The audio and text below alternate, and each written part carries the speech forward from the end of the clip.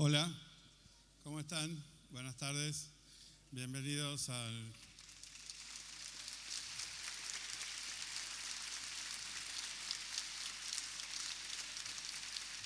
Muchas gracias. Bueno, bienvenidos a esta entrevista con Julian Assange a través de videoconferencia. Le agradezco al Encuentro Federal de la Palabra, a Javier Grossman, a Mariana Enríquez, me voy a olvidar a Sonia Vasconi y a la gente de traducción y todos los que trabajaron para hacer este evento posible. Supongo que ya estamos por ir al aire en cualquier momento, que va a aparecer Julian Assange. Si están acá es porque supongo que algo saben de él, así que voy a ser breve en la presentación. Es una de las figuras más destacadas de los últimos tiempos en términos de comunicación. Ha fundado un sitio de megafiltraciones que en el año 2010 publicó 250.000 cables diplomáticos del Departamento de Estado estadounidense. A mí al año siguiente me entregó un pendrive con 2.500 cables de la Argentina, que luego traduje en mis libros ArgentLeaks y PolityLeaks, que habla de distintos temas de la actualidad. La situación de Assange en este momento es que se encuentra asilado en la Embajada de Ecuador en Londres. ¿Y por qué está ahí? Bueno, porque tiene un pedido de captura de la justicia sueca por delitos sexuales. Él no tiene ninguna denuncia, sino que tiene un pedido de captura para ser interrogado por dos mujeres que dicen que después de tener relaciones sexuales consentidas con Assange se quedaron con la duda y quisieron pedir un examen de SIDA y ahí hablando con la fiscal de alguna manera dijeron que en algún momento las relaciones habían dejado de ser consensuales y que habían seguido y demás. Y bueno, hace 5 años que está la justicia sueca que no decide si acusarlo o no antes de interrogarlo, y él no quiere ir a Suecia a ser interrogado. ¿Por qué? Porque hay otra causa. Estos son delitos sexuales menores que conllevarían de ser condenados una pena por ahí de menos de 1 año de cárcel, de meses o semanas, o inclusive escarcelable, pero enfrenta en Estados Unidos una investigación que por traición, por asociación ilícita y por espionaje, que le podría terminar pasando 35 años en la cárcel si es condenado por las filtraciones. Esta investigación, como él le dijo a la justicia sueca, bueno, yo voy a Suecia si ustedes me firman un papel asegurándome que no me van a extraditar a Estados Unidos. Como Suecia se niega a firmar ese papel, han estado en esta especie de empate hasta este momento. Are you there, Julian? Hey. Julian, ¿estás ahí?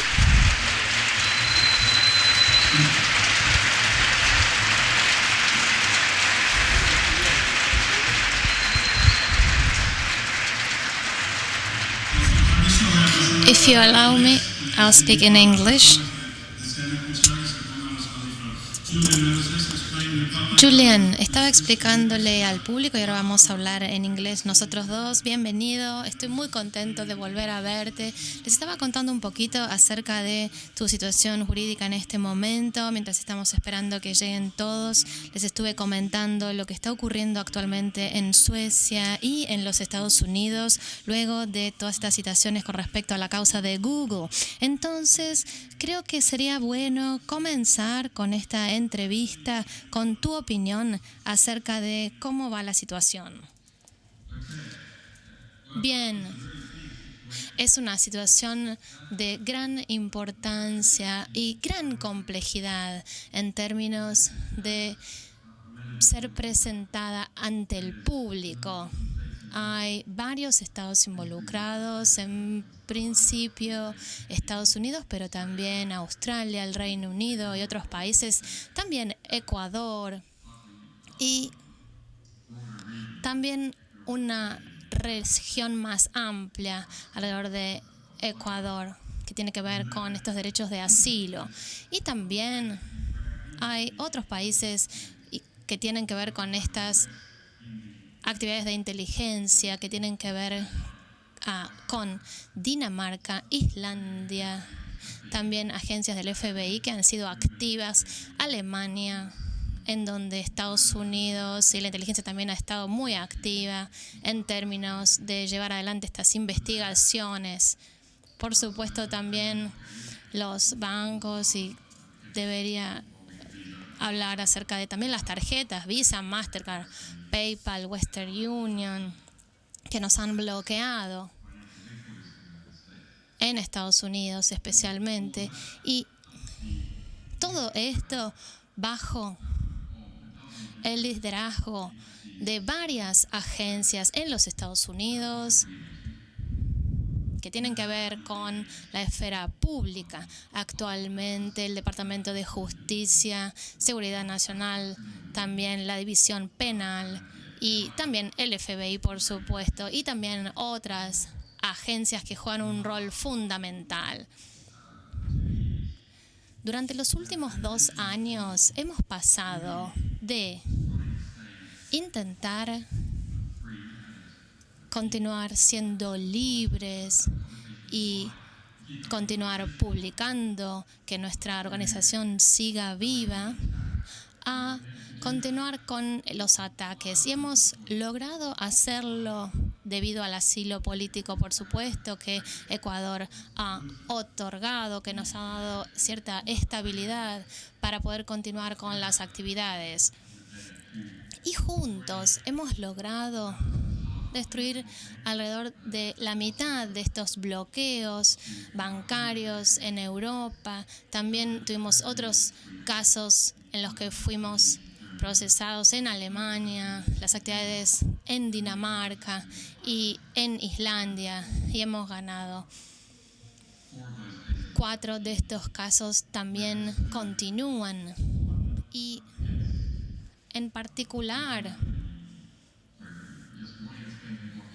un bloqueo en la Corte Suprema de Islandia, donde nosotros estamos también trabajando en Estados Unidos contra Mastercard, Chelsea Manning, también esta cuestión de asociación ilícita en Estados Unidos, 35 años de prisión, pero él ha apelado y también hemos intervenido en este sentido. Así que estamos cubriendo bastante territorio, pero ese sería en síntesis la situación. Y últimamente lo que ocurrió es que el fiscal especial en Suecia acordó interrogarlo en la embajada, que esto es algo que usted y sus abogados han estado intentando lograr durante mucho tiempo. Y esto ha ocurrido ante los medios internacionales y ha sido percibido como una gran victoria y para Wikileaks, aunque pareciera que vos no crees mucho que esto va a ocurrir. De hecho, diría que es una gran victoria porque, por ejemplo, en el caso de Australia, yo ¿qué tengo que ver con Suecia? Fui a dar unas clases ahí y al mismo tiempo nosotros estábamos publicando estos documentos exponiendo la guerra en Afganistán, etcétera, cables diplomáticos, y a la vez no tengo nada que ver con el Reino Unido. No disfruto del Reino Unido, no me interesa cómo es su sociedad ni su sistema de clases, sino que el periódico The Guardian, que es uno de los que trabaja con nosotros y publica mucho de lo que hacemos,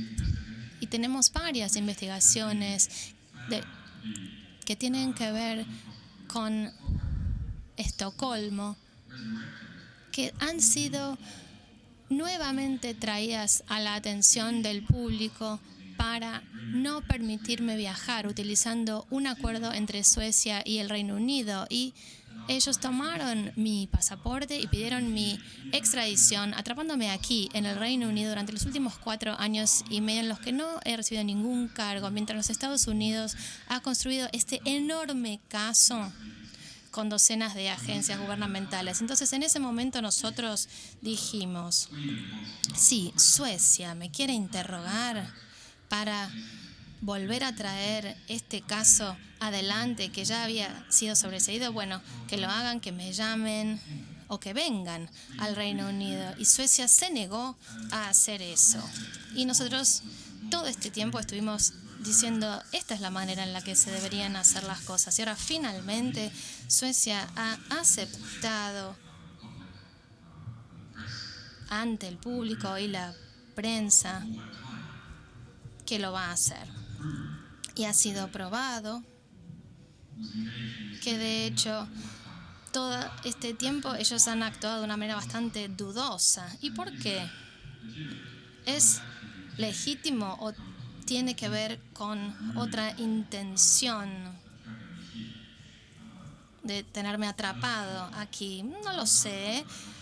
Tengo cierta esperanza y digo no lo sé porque las Naciones Unidas, especialmente Derechos Humanos, Consejo de Derechos Humanos, está tratando este tema mientras hablamos. Y en Suecia, 3 días antes de esta oferta, la Corte Suprema de Justicia escribió una carta solicitando que el gobierno sueco explique lo que estaban haciendo en este caso y si esto era apropiado y en la medida justa. Entonces, debemos ver, considerar si esto es un intento genuino o no. Igualmente es bueno que reconozcan que lo que ha ocurrido a la fecha no fue según la ley. Finalmente, sobre la situación judicial, alguien que vos conocés muy bien, Daniel Ellsberg, también se ha enfrentado al sistema judicial estadounidense, enfrentándose a cargos similares a los tuyos con respecto a publicaciones del Pentágono en los últimos años. ¿Por qué sentís que el sistema judicial en Estados Unidos... Bueno, qué buena pregunta, dice Julian. Daniel y yo hemos sido muy buenos amigos. Me ha visitado varias veces y lo que él dice es que los Estados Unidos han virado en este último tiempo, especialmente porque los demócratas se oponían en 1970, había un sentimiento anti-guerra de Vietnam. Entonces esta oposición junto con otras cosas lo apoyaban contra el gobierno de Nixon en su intento de perseguirlo. Pero, de hecho, el gobierno de Nixon sí intentó juzgarlo y fue solo el conocimiento de que el gobierno había intentado interferir con el juez y también ilícitamente utilizando a la misma persona que trabajó en el Watergate y habían obtenido información ilegalmente para destruir su reputación, fueron lo único, esta interferencia ilegal con el Poder Judicial que se descubrió y se probó, lo cual terminó haciendo que el caso caiga. No fue que él fue sobreseído legalmente con respecto a estas denuncias sobre espionaje, sino por esta interferencia que hubo con el caso. Entonces, con respecto a este punto, estas leyes contra el espionaje son las mismas, pero la interpretación es significativamente más autoritaria. Y si me permiten, quisieran darles un ejemplo. Hace algunas semanas del último caso relacionado a la investigación en contra mía y Wikileaks, que tiene que ver con la sentencia en Estados Unidos. Y este es un caso que intentó que el FBI y el Departamento de Justicia revelen cómo había estado desarrollando esta investigación ilícita, no solo de nosotros, pero también de nuestros seguidores y nuestros periodistas asociados. Y el gobierno de Estados Unidos dijo, para defenderse, nosotros sí estamos haciendo esta investigación masiva a Wikileaks, estamos investigando.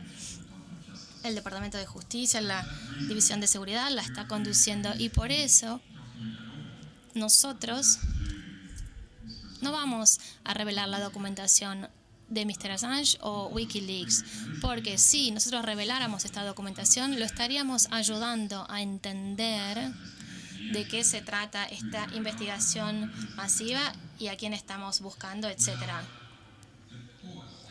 Entonces, la Corte dijo en su fallo que debía aceptar esta declaración.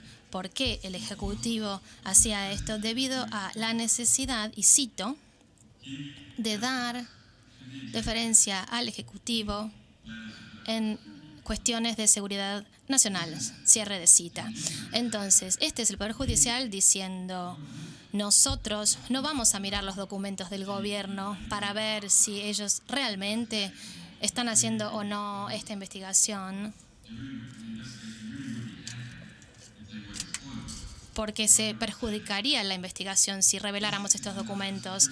Dicen, esta es una investigación de seguridad nacional, por lo tanto debemos simplemente aceptar lo que dice el gobierno. Debemos tener una deferencia con el Ejecutivo y no evaluar o investigar si lo que está haciendo es legal o no lo es. Julian, ya va más de 1000 días en la embajada. Y algunas ONG han denunciado esto como una violación a los derechos humanos en Ginebra esta semana. Mi pregunta es, ¿sentís hoy que te estás acercando a vivir en el exilio, a que tal vez estés más cerca de una resolución que hace 4 años? Diría más que 4 años, porque 4 años atrás yo estuve en serio peligro. No sé si recuerdan que hubo varios desarrollos en Estados Unidos que perjudicaron al vicepresidente, que lo llamó terrorista ante el Congreso. Y esto puso en riesgo a Wikileaks como asociación terrorista. Hubo declaraciones de funcionarios en el Washington Post diciendo que deberíamos retirarnos de Europa. Y también otras personas en los medios dijeron, inclusive del lado de los demócratas, que no creían en la pena de muerte. Por lo tanto, había un tema legal. Está bien, no me iban a matar, me tenían que matar ilegalmente. Decir que yo y mi gente deberíamos poder ser secuestrados o asesinados como cualquier combatiente terrorista. Entonces la idea era definirnos a nosotros como combatientes, la misma definición utilizada para el Talibán y Al-Qaeda. Entonces, desde ese momento hemos avanzado bastante en términos de reducir este bloqueo. A mí me dieron asilo. Esto es muy importante, tenerlo en cuenta, tenerlo presente. Y con respecto a la embajada, yo había salido de la embajada antes de volver a entrar a la embajada y no entré para quedar atrapado, sino entré a la embajada para hacer 2 cosas.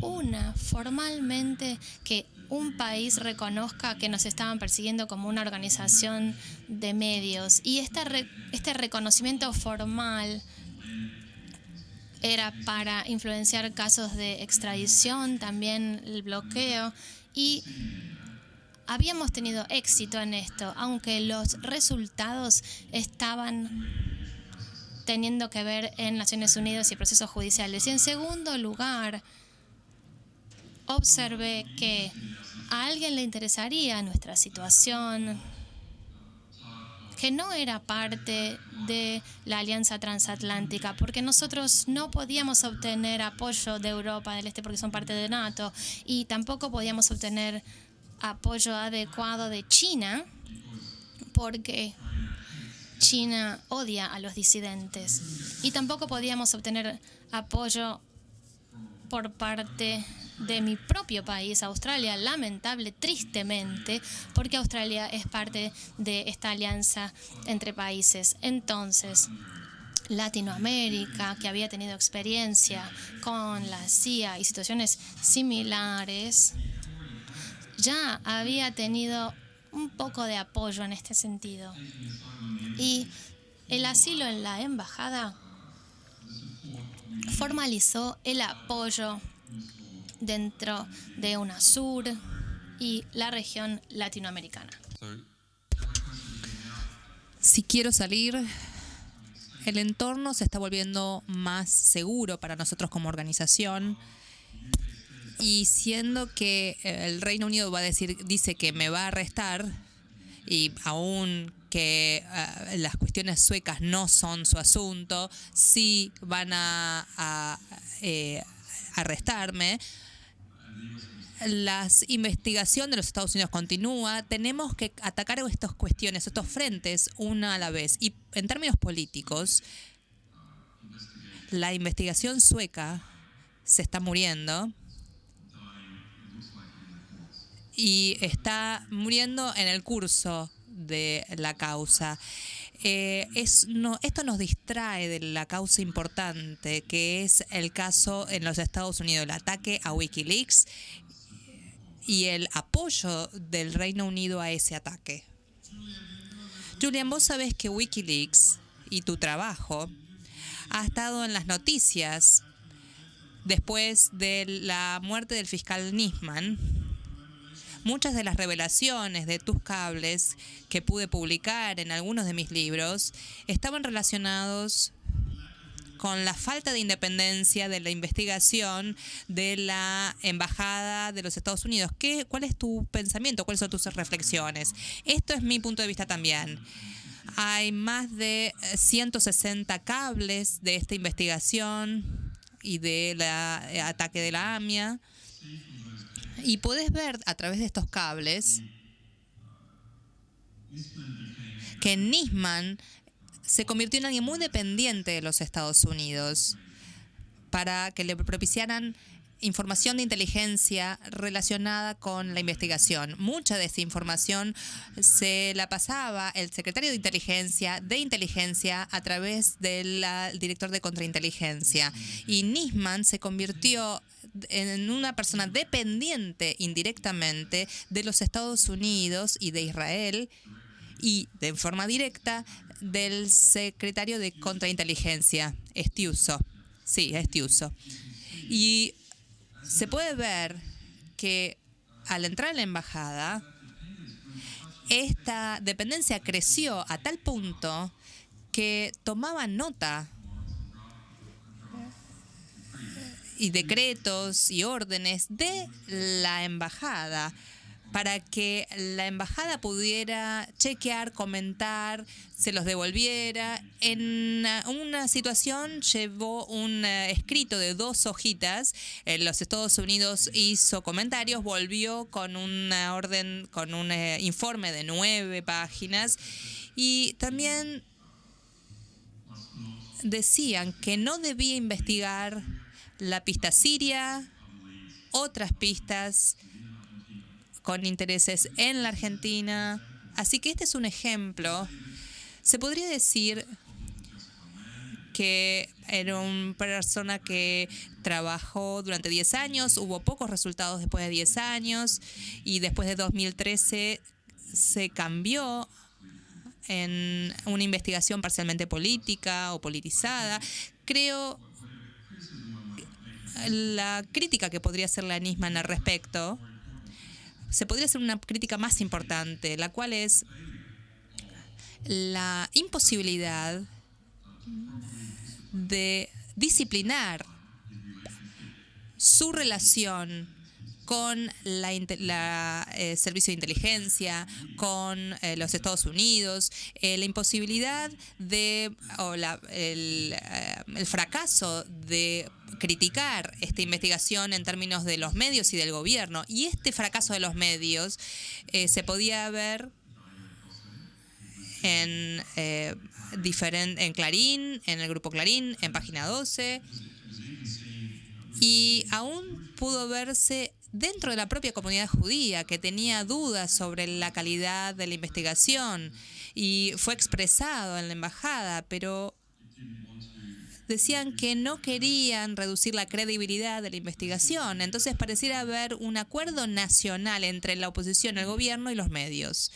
para no reducir la credibilidad de la investigación de Nisman, no ver de dónde venía la información y el compromiso pesado de su vínculo con la Embajada de Estados Unidos y con el Secretario de Inteligencia de la Argentina. Vamos a retrotraernos un poco más aún. ¿Cuál es el gran problema? El gran problema es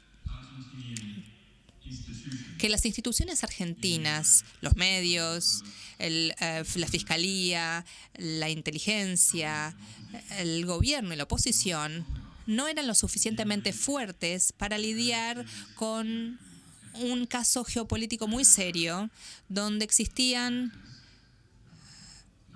actores, Israel, Estados Unidos, que tenían intereses en esta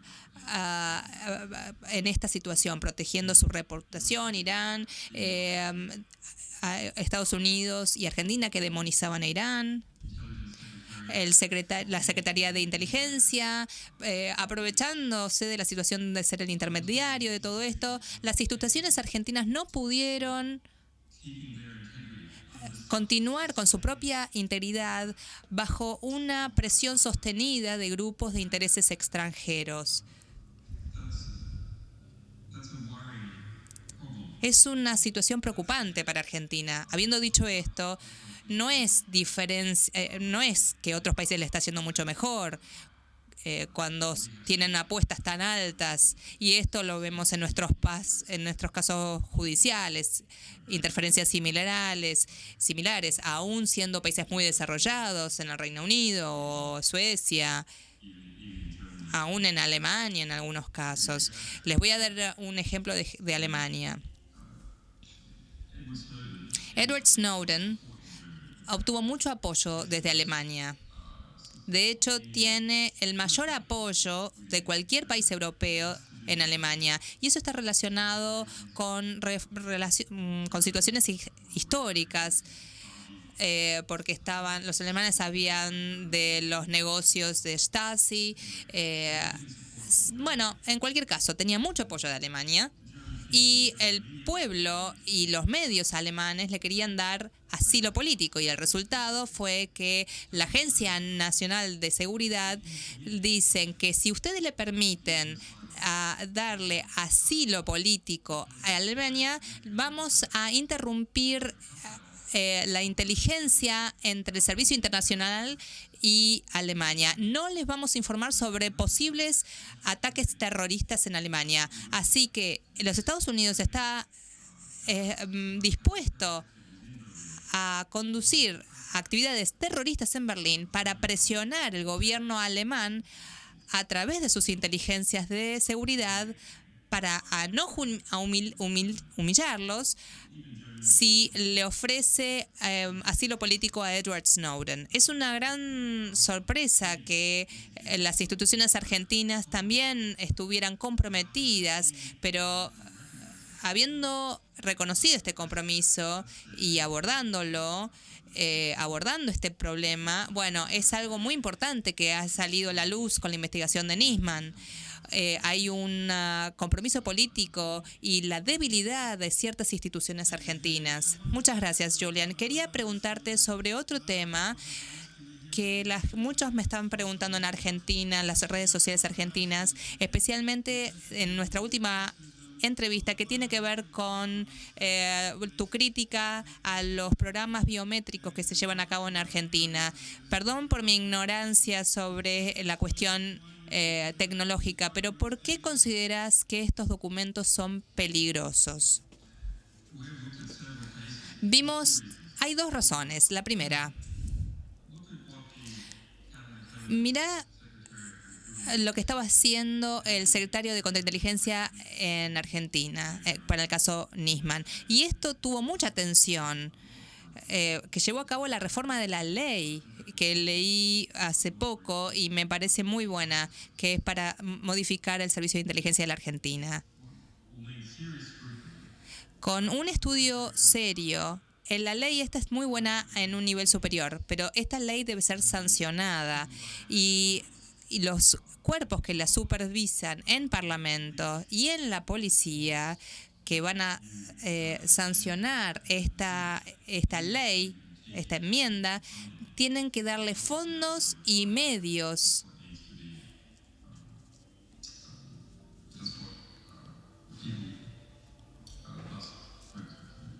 Perdón.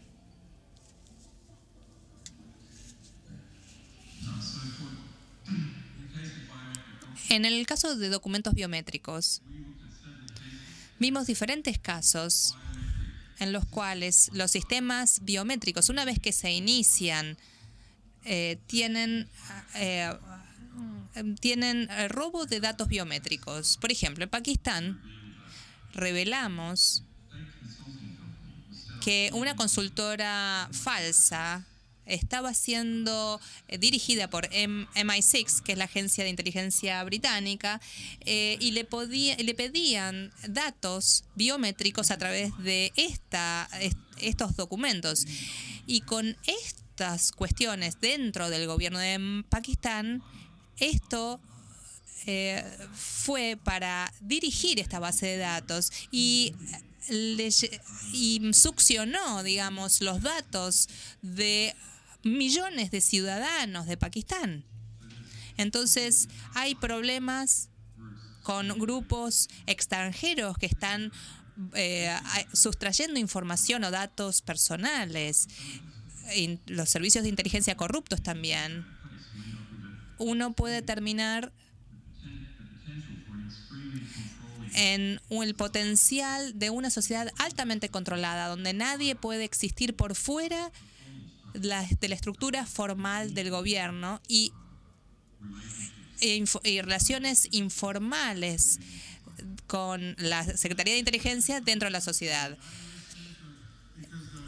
Con respecto a la información, el ministro Randazzo, que desarrolló este programa, lo vendió como una forma más rápida de pasar por el aeropuerto. ¿Es así? Es suficiente. Una vez que uno empieza con un programa biométrico, uno tiende a agregar datos biométricos. En Suecia, por ejemplo, te toman sangre en el nacimiento y te dan un número, y ese número es utilizado para lo que tiene que ver con los impuestos, las casas, y hay una garantía que esa sangre que se toma, esa muestra de sangre que se toma en nacimiento, no va a ser nunca utilizado para ningún otro propósito más que para chequear cuestiones de salud de las personas, para hacer estadísticas de salud. Pero, de hecho, para diferentes investigaciones policiales fueron abiertas estos documentos, estos datos, para situaciones de inteligencia. Y esto lleva a una sociedad muy controlada, y no podemos estar seguros de que cuando se recaban ciertos datos personales no las van a ser mal utilizadas por instituciones, no solamente de instituciones argentinas, sino agencias de inteligencia de otros países, y que se puedan compartir entre otras secretarías de inteligencias. Y esas secretarías en el oeste están siendo dirigidas por la industria privada. Por ejemplo, el 80% de estas agencias están siendo operadas por presupuestos privados. Lockheed Martin, SAIC, Booz Allen Hamilton. Esto no trabajaban en agencias de seguridad, sino de agencias privadas de seguridad. Entonces, uno recaba esta información de su pueblo y mucha de esta información empieza a filtrarse por todos lados. Así que esto es un cambio de la estructura de la sociedad, de modos que no estamos acostumbrados, que no es saludable. Cuando un individuo se le da un documento de identidad al nacer, no solamente entra en contacto con su familia, la sociedad, la comunidad, con el gobierno, con la Secretaría de Inteligencia, sino con todos los poderes más importantes del mundo simultáneamente. Y esa diferencia de un individuo solitario contra todos los poderes del mundo. Es una desproporción tal que nos lleva seguramente a una distorsión de la naturaleza de nuestra civilización con el paso del tiempo. Julian, tu respuesta nos lleva a las últimas filtraciones de Wikileaks, que fue informado en Argentina, Sudamérica, que tiene que ver con los informes de la CIA sobre cómo evitar o pasar por alto estos datos biométricos en la Unión Europea, porque esto es una prueba de que ustedes siguen sacando documentos y Wikileaks está muy vivo y muchas veces no recibimos esta información a menos que entremos a la página. Bueno, estamos generando problemas, seguimos generando problemas y eso está bueno. Es una publicación muy interesante. No es política, así que no estamos hablando de la política de la CIA, estamos hablando de operaciones y estructuras, un manual de supervivencia, que se le dan a agentes encubiertos para penetrar en países, en sistemas aeroportuarios, utilizando identificación falsa. Esto incluye una amplia gama de países y aeropuertos y de los sistemas que tienen, incluido Europa. Y les voy a dar un ejemplo de un agente de la CIA que entra a Europa, que fue descubierto de tener C4, explosivo C4, seguramente de una operación anterior en Europa, dentro de Europa, que lo atrapan y que se atiene a su historia falsa. Lo leímos y dijimos, esto es bastante interesante. Ayuda mucho a la persona común si uno pasa por un aeropuerto. ¿Cómo no ser sospechoso de haber hecho nada malo, aún para periodistas encubiertos y de nuestra gente que se mueve en el mundo? Pero también señala un campo que se está desarrollando dentro de la CIA, dentro de la CIA, con respecto a la identificación biométrica, porque ellos hacen operaciones con pasaportes falsos que son de un poco más alto perfil. Y esto tiene una parte positiva quizás, que es que va a ser más difícil para los agentes de la CIA entrar y salir de los países, pero tienen muchos de estos sistemas biométricos dentro de las agencias propias, así que quizás podamos ver que es la CIA, el Mossad y MI6, que tienen una inteligencia muy desarrollada. Ellos van a seguir viajando del mundo y tienen esta sensación de libertad, que quizás sean los últimos en la Tierra de tener ese sentido de libertad. Y eso creo que no es saludable, porque eso ya tienen demasiado poder y muy poca responsabilidad con ese poder. Así que podemos decir que lo aceptamos si se aplica a todos de la misma manera. Pero si va a evolucionar hacia una situación donde algunos tienen libertad de movimiento y otros no, perpetuará la existencia de inequidades en el poder. Y como señalaste, Julian, durante el gobierno de Bush, la CIA secuestró personas en Suecia y en Italia.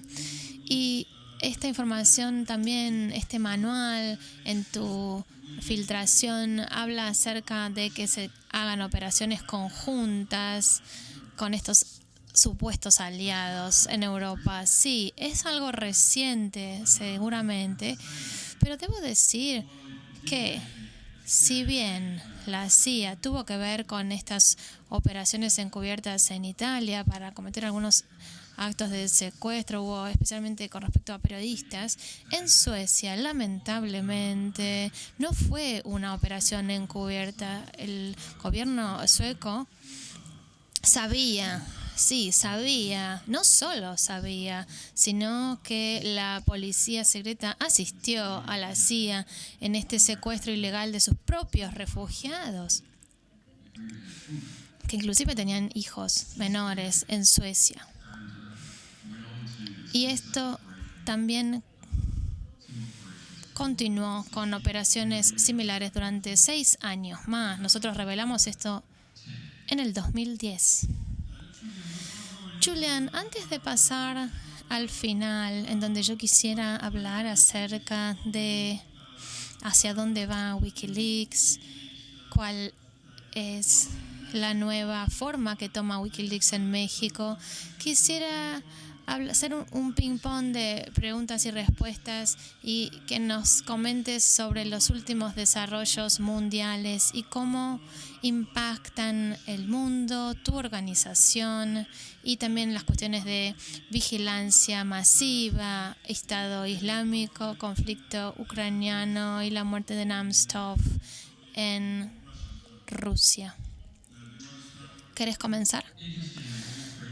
Bueno, interesante porque puedo encontrar una relación entre los tres. No es algo que tal vez uno no supondría de una, pero el Estado Islámico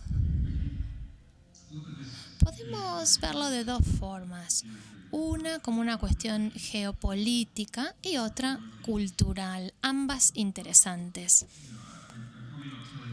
Tal vez no estoy diciendo nada nuevo cuando digo que el Estado Islámico es un resultado directo de el aventurismo occidental dentro del Medio Oriente en términos de la destrucción de la sociedad de Libia, en la destrucción de grandes elementos de Siria y también de otros, por ejemplo, la sociedad iraquí para obtener petróleo y por otras razones geopolíticas.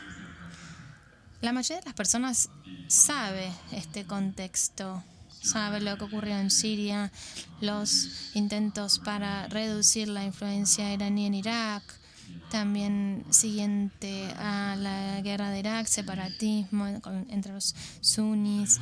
Y lo que tal vez no se sepa es otro tema que tiene que ver con el hecho de que Saudi y Qatar y Turquía se han convertido en más poderosos en los últimos tiempos y también más independientes, de algún modo, de Estados Unidos.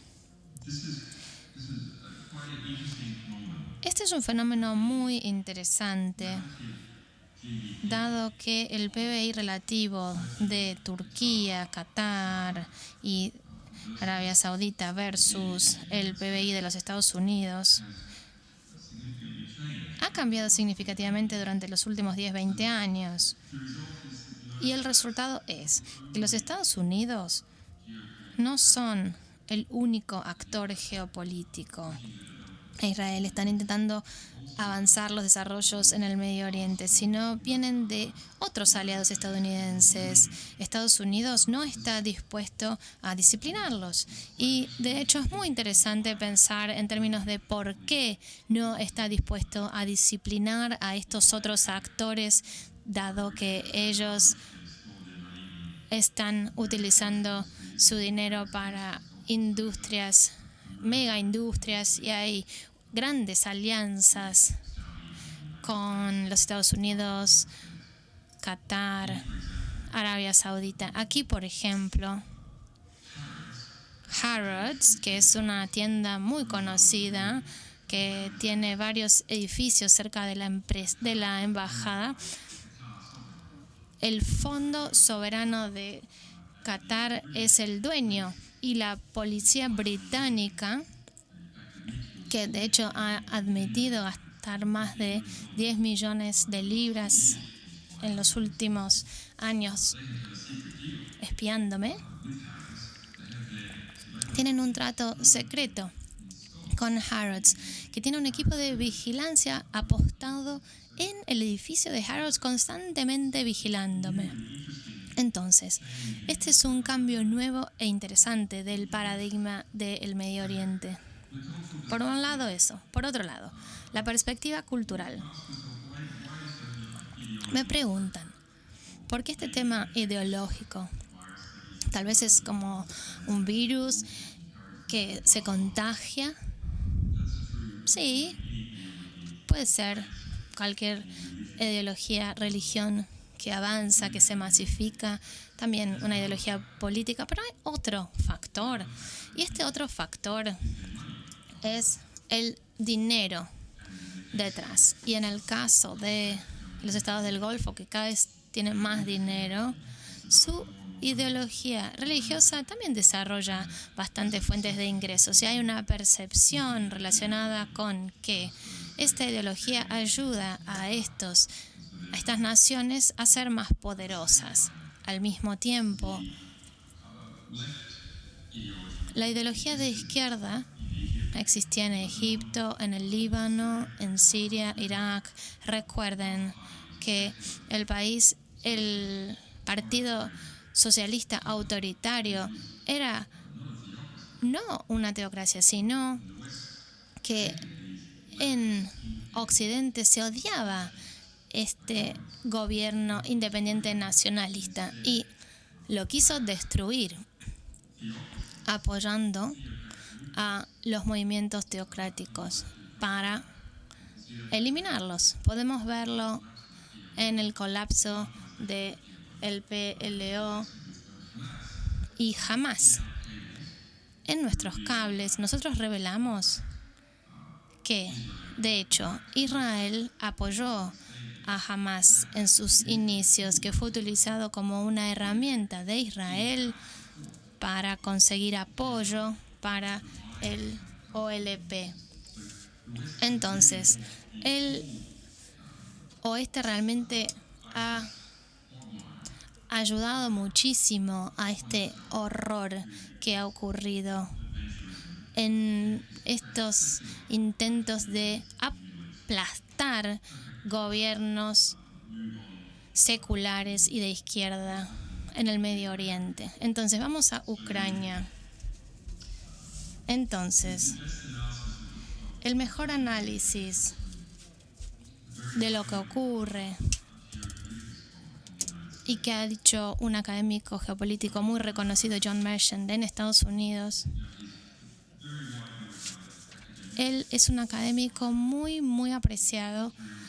Su material se utiliza en el Departamento de Estado. No es considerado alguien que está lejano a la visión mayoritaria. Él tiene una perspectiva similar a la mía y que está documentada también con respecto a un cable de 2008 en el cual Rusia comenta sus lazos con la OTAN y los Estados Unidos y dicen no significa no con relación a la expansión de la NATO y explica que sí, hay interferencia en Ucrania en términos de ingresar a Ucrania en la OTAN. Esto es lo que no va a ser tolerado por las regiones dominantes de Ucrania que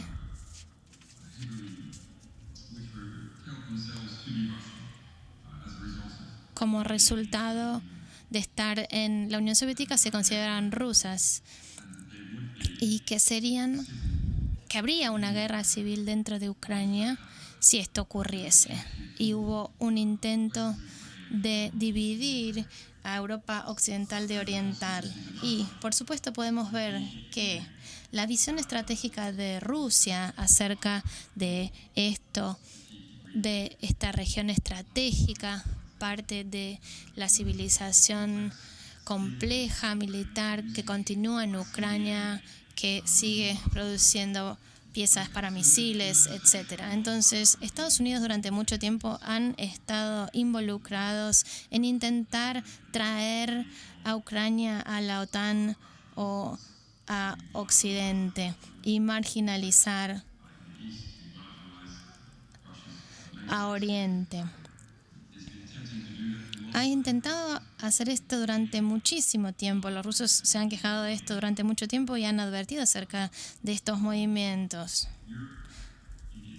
Europa, en su búsqueda de expansionismo burocrático dentro de Europa o la Unión Europea, se unió a este proyecto. Y los rusos, de hecho, si lo pensamos bien, tienen la culpa de varias cosas. Su gestión de el vecino más querido y su compañero eslavo realmente fue bastante incompetente. Ningún otro país tiene la habilidad de operar en Ucrania como lo puede hacer Rusia, porque se parecen, porque se entienden, porque tienen relaciones entre sus familias, también relaciones comerciales. Rusia, en su gestión de Ucrania, dejó de ver la totalidad de la situación, porque no se trataba de la sociedad ucraniana, sino la oligarquía ucraniana, la economía ucraniana. Colocaron millones y millones en subsidios, en forma de subsidios. Al mismo tiempo, los Estados Unidos y Europa Occidental gastaron millones para crear ONGs en Ucrania de distintos tipos, intentando crear redes de influencia en los medios para hacer que sea mucho más interesante socialmente para los europeos y una manera fantasiosa de eliminar la corrupción y solucionar los problemas, pero siempre atados a la oligarquía ucraniana.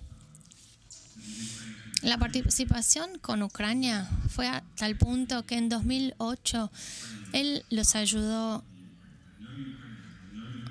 a algunos amigos en Ucrania. Su perspectiva es: cuando Ucrania fue pobre, los negocios en Rusia se vieron impactados. Los oligarcas judíos de Rusia vinieron a Ucrania y comenzaron a mover las cosas. Tenían recuerdos acerca de la marginalización del idioma, por ejemplo, que se utilizaba en Ucrania Occidental. Entonces, los rusos hicieron muchas cosas mal en términos de alienar partes de Ucrania, cuando ellos más que nadie hubieran podido incluirlos de la manera adecuada. Ok, como digo, ellos dejaron de ver la totalidad de la situación, utilizaron muchos recursos para asegurarse de que no iba a haber ataques terroristas por parte de los chechenos en las Olimpiadas. Tan aterrorizados. Entonces, esto fue una prioridad para ellos, en lugar de ver la situación de Ucrania en su totalidad. Y ahora pasó, lo que todos sabemos. Entonces, la pregunta es: ¿hay fuerzas rusas? ¿Se proveen armas? Por supuesto, debe haber. No lo sé, basado en pruebas que tenemos, que hemos recibido, pero diría que si les doy un ejemplo. Imaginémonos que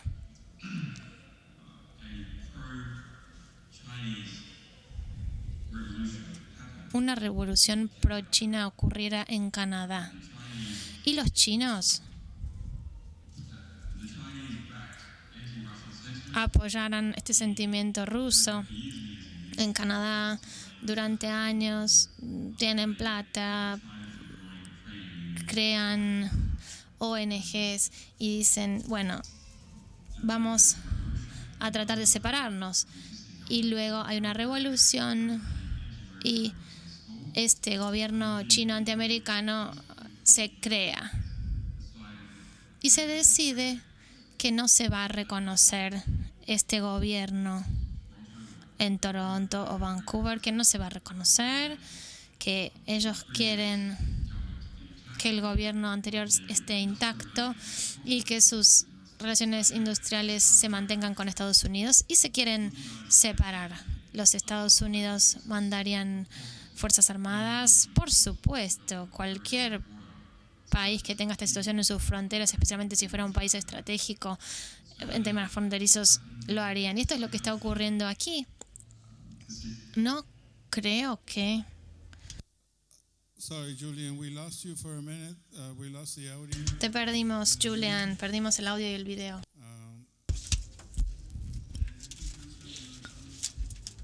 Con un problema de audio.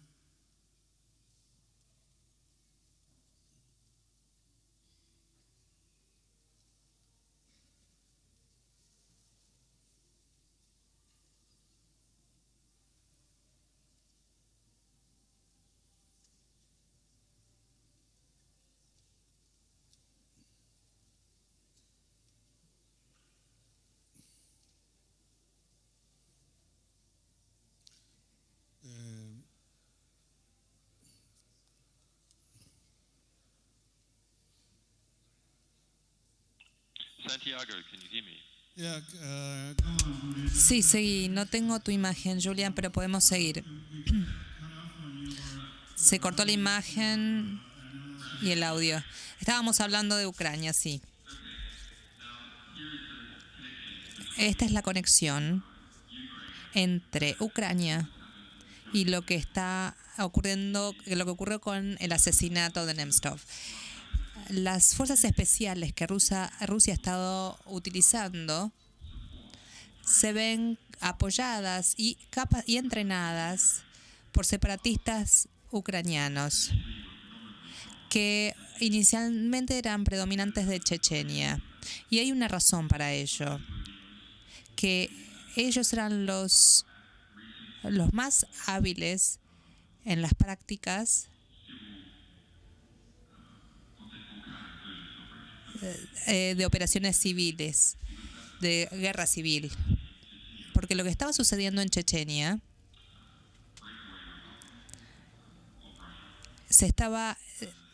había una secesión de Rusia, y el gobierno ruso necesitaba actores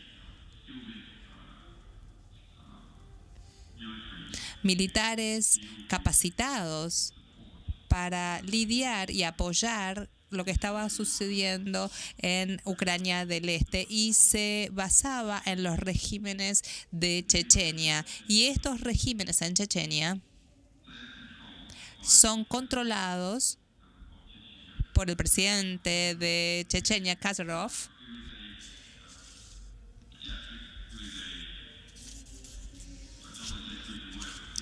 que es,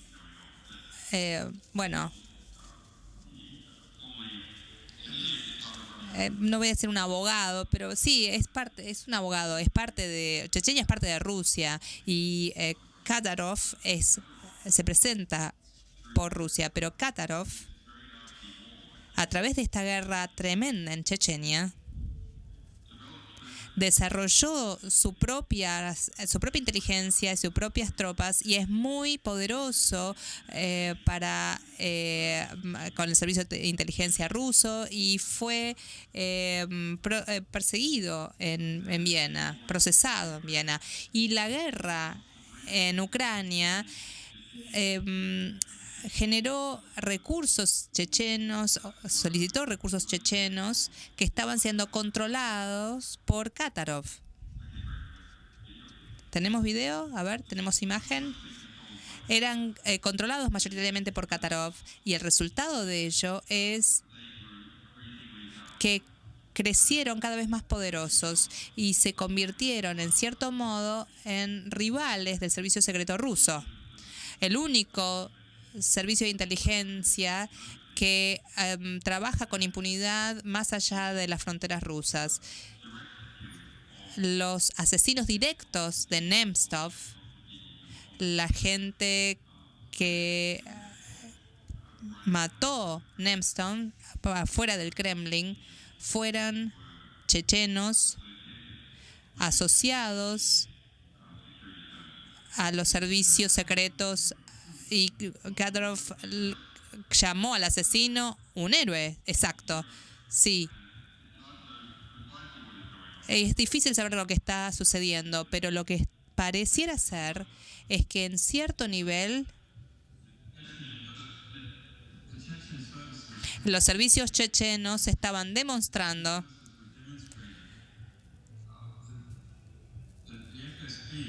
que el servicio secreto ruso no tiene control sobre Moscú y que pueden proyectar poder enfrente del Kremlin para mostrarles que pueden hacerlo, para mostrar que pueden matar a alguien enfrente del Kremlin. Si bajamos en la escala, no necesariamente significa que Kadyrov ordenó su ejecución. Puede ser que sea a nivel medio, pero querían demostrar lo poderosos que podían ser a la derecha de Rusia. Desde afuera, el presidente Putin es descrito como un tirano de derecha. Eso no es como se lo ve en Rusia. Sí, se lo ve como un político conservador, pero alguien que tiene mucha gente a la derecha, muchos militares patriotas a su derecha. Y está siendo apretado por los liberales, por un lado, y por militares patriotas de a su derecha también, está en el medio. Es un político que se adapta, que trata de liderar el centro de la política rusa. Esa es la razón por qué tiene apoyo. Y en otra parte del gobierno no tienen los medios, pero él trata de estar en el medio, de tener a la derecha y la izquierda a la izquierda. Y esa derecha, una de las facciones más poderosas son los chechenos, la inteligencia y los militares chechenos. Y creo que en cierto punto han decidido mandar una señal al servicio de inteligencia rusa para decirles: podemos operar en tu centro de inteligencia.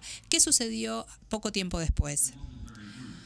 No fue muy bueno el manejo de medios del Kremlin. El Kremlin planea ciertas cuestiones mediáticas, pero esto es algo que no pudieron controlar muy bien.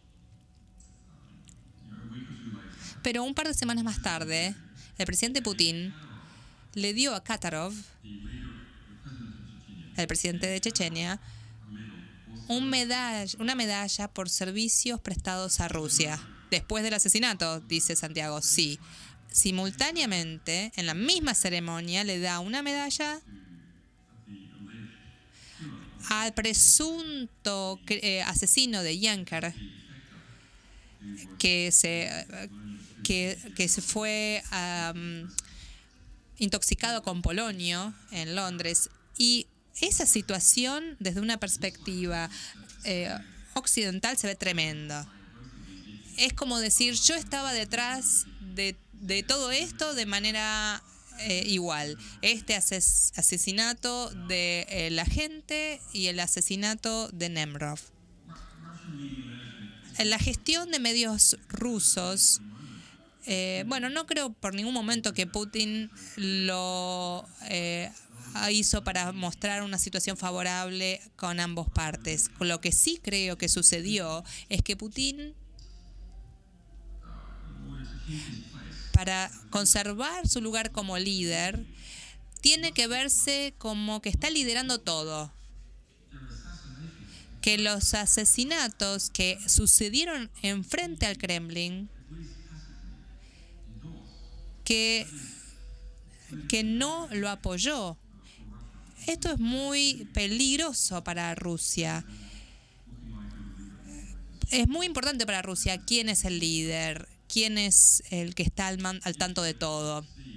Si esto fuera percibido, que el asesino de Nemtsov es algo que Putin no apoyaba en absoluto, y de hecho dijo que no debía haber pasado, Eso demostraría que es un líder débil, que no está en control de las calles de Rusia. Al darle esta medalla públicamente acá al presidente de Chechenia, genera una confusión en la población rusa. Quizás lo apoyó, quizás está en control de los chechenos, de los servicios chechenos, pero la realidad es que no está totalmente en control de la milicia chechena y de la inteligencia chechena. Trabajan para él, pero tienen su propio idioma, son muy cerrados dentro de Chechenia, pueden desarrollar sus propias actividades. El centro de poder de Rusia, de Putin, es la Secretaría de Inteligencia rusa, la FSB, y están siendo tratados de manera delicada los chechenos por Putin. Pero es una situación muy, muy tremenda. Es un análisis muy interesante. Para poder cerrar, quisiera hablar del futuro. Y por un lado quisiera hablar cómo se está expandiendo Wikileaks. Tenemos PubLeaks en Holanda,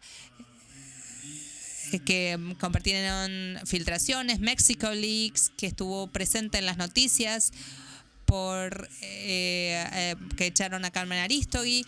Y quisiera preguntarte sobre tus declaraciones públicas, sobre la posibilidad de que tu organización Wikileaks se presente en Sudamérica, especialmente en Brasil. Bueno, voy a comenzar por la última parte. Tenemos gente ya en Latinoamérica y tenemos ya infraestructura en Latinoamérica y algunas cuentas bancarias en Latinoamérica, porque necesitamos ser cuidadosos geopolíticamente. Pero no tenemos oficinas centrales en ningún lado. No decimos que tenemos oficinas en ningún lugar o una oficina pública a la cual la gente puede ir. Y hay una buena razón para ello. Es que no estamos seguros que ningún Estado en particular pueda soportar la presión de otros países o bancos a los que se exponen a los grados, a tal punto que va a impedir una racia en nuestras oficinas. Así que estamos estimulando a Brasil. Si Brasil continúa con alguna de sus medidas, y eso se convierte en algo atractivo. Cuando pensamos que nuestra propia gente puede estar segura en Brasil, en otros aspectos, Ecuador, para nosotros es una organización, su organización es buena, en otros no. Tiene una ley contra la publicación de documentos secretos, documentos propios. Así que siempre estamos esperando encontrar lugares que sean seguros para nosotros, para nuestras operaciones. Me olvidé tu otra pregunta sobre Wikileaks, que está expandiendo a otros países del mundo y a otras regiones. Nuestra tecnología, la gente con la que estamos trabajando, tiene sistemas que están adoptando en los medios basándose en nuestra tecnología Global Leaks y Secure Drop para la recepción electrónica de documentos. Eso comenzó en diferentes países, en Holanda, África, en México recientemente y también en los Estados Unidos. Pero existe un problema. La gente piensa que es suficiente tener un lugar seguro para mandar documentos secretos. Eso no ha sido nunca el problema mayor. El problema mayor es, ¿podés publicar de manera segura en un lugar? ¿Están tus periodistas entrenados como si fueran agentes de contrainteligencia? ¿Pueden estar seguros ellos físicamente y poder desarrollar las operaciones de manera segura. Esto es todo lo que implica tener una estructura internacional de operaciones. Para no tener muchos huevos en una misma canasta se requiere gente muy dedicada. Y esto requiere no estar muy próximo a los grupos de poder, al menos a nivel local, porque si estás cercano a estos grupos en cualquier lugar de la política, entonces van a empezar a presionarte. Y lo hemos visto ya en los casos de filtraciones mexicanas, antes de publicarlos. Vimos a uno de los periodistas más importantes que fueron echados de su puesto de trabajo como resultado de estas publicaciones. Y si vos también, Santiago, tenés tus propias experiencias con dificultades de sacar cables, incluyendo cuestiones de Nisman en los medios argentinos, debido a la proximidad con los diferentes grupos de interés en los medios argentinos. Así que por ahí lo pueden tomar, pero quizás la mayor batalla ha sido publicar de manera veraz y segura. No hay tecnología que pueda resolver aún estos problemas. Hemos podido resolver algunos de estos problemas a través de una combinación de una estructura legal internacional, es decir, no es un solo país en el que estamos trabajando, la diversificación de cuentas bancarias, la forma en que se utiliza el dinero, técnicas encubierto para nuestro equipo de gente pública. Sí, esto es más que nada, el foco está puesto en la gente. Esto se trata de proteger a la gente. Sí, siempre está relacionado con la gente. Tenés que tener un grupo de empleados, de gente que pueden ser confiables, que son cuidadosos, diligentes y que van a hacer bien su trabajo y que estén dispuestos a hacer sacrificios. Por ejemplo, no podés quedarte con todo el crédito. Y nuestro equipo no tiene el crédito de manera externa porque operan en encubierto. Entonces, bueno, dos cosas más. ¿Dónde ves el futuro del periodismo y de las comunicaciones?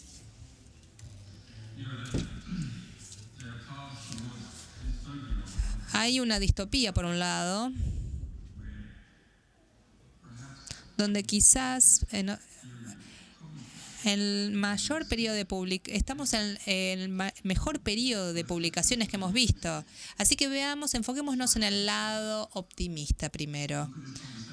Mirá esta conversación que estamos teniendo en este momento. Yo soy australiano, en el Reino Unido, en la Embajada de Ecuador, hablando para un público argentino. Eso me da cierta libertad para decir cosas que algunos argentinos no pueden hacer. No sos vos el mejor ejemplo, pero si vemos a los Estados Unidos, cuando hablo a un público similar, podemos decir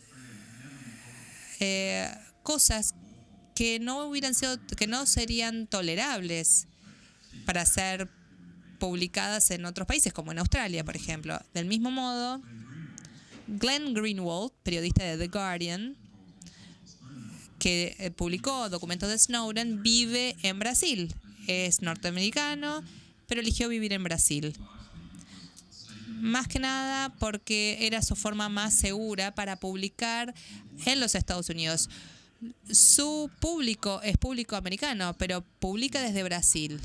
Lo mismo que Laura Poitras.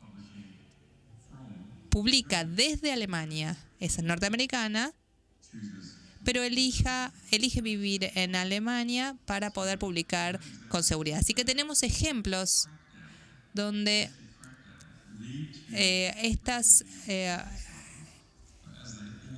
divisiones locales han hecho que podamos hacer una gran diferencia. Estos refugiados o estas personas que viven en el exilio continúan teniendo una voz de los países de los que se han convertido en refugiados. Del mismo modo, a un nivel superior, tenemos Irán, que produce televisión, la televisión rusa, y todos tienen una agenda geopolítica. BBC tiene una agenda política muy fuerte, CCTV también, pero tienen agendas geopolíticas diferentes. Y el resultado es un aumento de la diversidad de voces de estas organizaciones tan importantes. Del mismo modo, la posibilidad de publicar en blogs y en redes sociales también ha permitido a las personas publicar en circunstancias en las cuales antes no hubieran podido. Entonces tenemos por un lado esto, por otro lado hay una respuesta muy intensa. La Agencia de Seguridad Internacional, que utiliza esta forma de información rápida, donde toda la civilización está siendo comunicada a nivel local y a nivel internacional a través de comunicaciones internacionales. Y estas agencias están cosechando toda esta información, anexando en cierto modo los pensamientos de la gente, hackean en la Argentina, en todos los países y aquí en Reino Unido.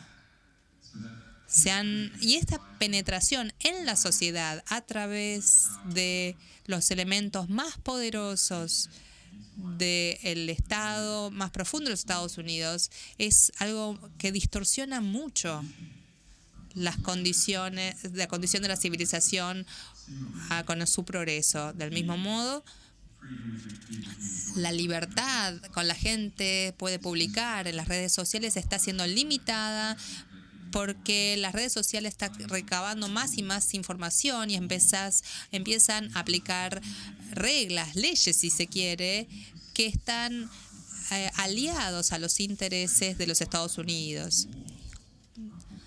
Todo tipo de leyes para la comunicación, en la cual no existe una visión democrática. Hay cierta información que no se puede publicar porque sea problemático o embarazoso o viola los derechos de alguna empresa o los derechos de autor. Lo mismo pasa con Google. Tiene más de 2 millones de publicaciones por día y son censuradas. La mayoría porque dicen que son derechos de autor, pero por lo general son falsos esos derechos. Nuevas leyes para la sociedad y nuevas cuestiones que se pueden comunicar cada vez se están evolucionando mucho más rápido. Sancionadas o reforzadas por estas empresas y como resultado de lo que creen que está bajo su cúpula de interés. Y su interés tienen que ver con otros grupos de poder que están asociados, a los cuales están asociados o jurisdicciones sobre las cuales tienen interés. Esta era sin precedentes de educación y publicación transnacional que vimos en los últimos 10 años, esto tiene una respuesta, y esta respuesta es encapsular parte de esta. Esta respuesta está siendo más allá de la independencia para publicar. Quizás exista cierta esperanza, y esa esperanza creo que sea que la revolución de las comunicaciones está adelantándose. Sí, Google está dominando todo de una manera fea y todos pueden ser alentados a buscar. Google no es lo que parece. Google is not what it seems. Es un ensayo que escribí en Wikileaks. Es el primer capítulo de un libro que publiqué sobre Google. Y Google no es lo que parece, lo vas a ver. Google es una organización muy peligrosa, involucrada con el Departamento de Estado de Estados Unidos. Esta expansión de estas organizaciones van a continuar. Por otra parte, estas aplicaciones de los nuevos teléfonos y también publicaciones encriptadas son algo totalmente novedoso y las personas las han adoptado y se están diseminando tan rápido, mucho más rápido que otras cosas que están centradas en Estados Unidos y que permiten involucrarnos en contramaniobras que corrompen estos nuevos desarrollos. Entonces, siempre y cuando Internet continúe inventando nuevas formas que lleguen al mercado rápidamente, la demanda democrática es algo que ocurre antes de comprender cómo se controlan. Y de hecho, los gobiernos solo intentan controlar una vez que estos han llegado a una escala y han tenido un impacto que importa. Gracias, Julian. Voy a mi última pregunta y la que te hago siempre y una que me importa mucho. ¿Cómo estás? Bueno, ya van 4 años y medio en que estoy acá en el Reino Unido, donde no todavía me han procesado. Estoy acá esperando, estoy enojado. Pero este enojo es una energía que se puede utilizar para algo positivo. Hay otros en los que yo tengo que pensar, mis colaboradores, otras personas asociadas que también han sido encarceladas, mi familia, que realmente no tiene por qué estar asociada a la misión en la que yo estoy embarcado, aunque sí, por supuesto, ellos están conmigo. Hay algunas cosas que me preocupan y que llevan a un cierto nivel de enojo y determinación. Habiendo dicho esto, es un momento interesante. La situación física aquí en la embajada es difícil, pero a la vez muchos otros también la atraviesan. Otras personas que están también detenidas en otros regímenes. Es una mezcla. Pero bueno, es mejor sin duda que estar tal vez en Estados Unidos en este momento, porque todavía puedo hacer cierto trabajo. Y esto se ve demostrado en algo realmente asombroso. Y es que somos una editora pequeña, multinacional, que opera, que se ha involucrado de una manera muy seria con cuestiones financieras, bancarias, de distintos tipos de nivel de corrupción en varios países y también conflictos con el gobierno, con Estados Unidos, el Pentágono, el Departamento de Estado, también la Agencia de Seguridad Nacional y la Casa Blanca en cierta medida. Entonces, ¿qué posibilidad hay de que una pequeña empresa como la nuestra hubiera sobrevivido a este conflicto que ya va 6 años? ¿Qué tiene que ver con Estados Unidos y estas agencias donde se ha declarado públicamente que nosotros públicamente se ha declarado que Wikileaks debe dejar de publicar, destruir lo que tiene publicado y debe no interferir más con denuncias que tienen que ver con el gobierno estadounidense? Con respecto a Edward Snowden y nuestra ayuda a sacarlo de Hong Kong antes de ser arrestado y conseguirle asilo en Rusia, a la vez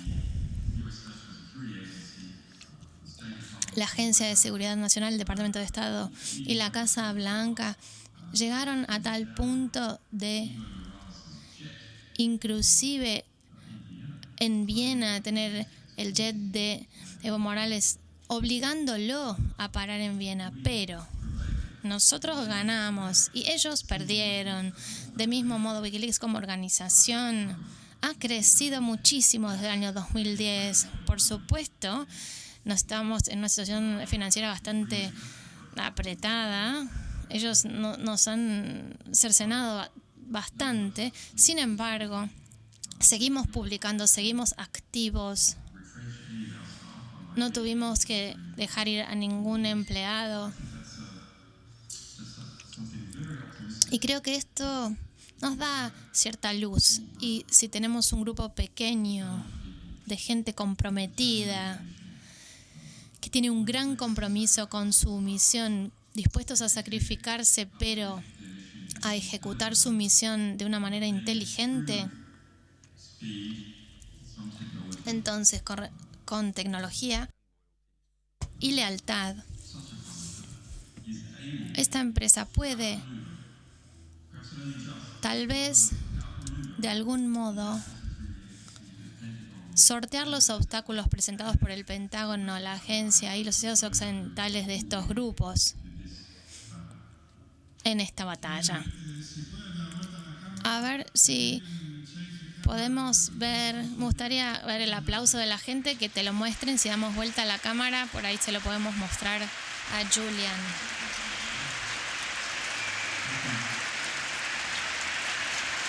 Gracias.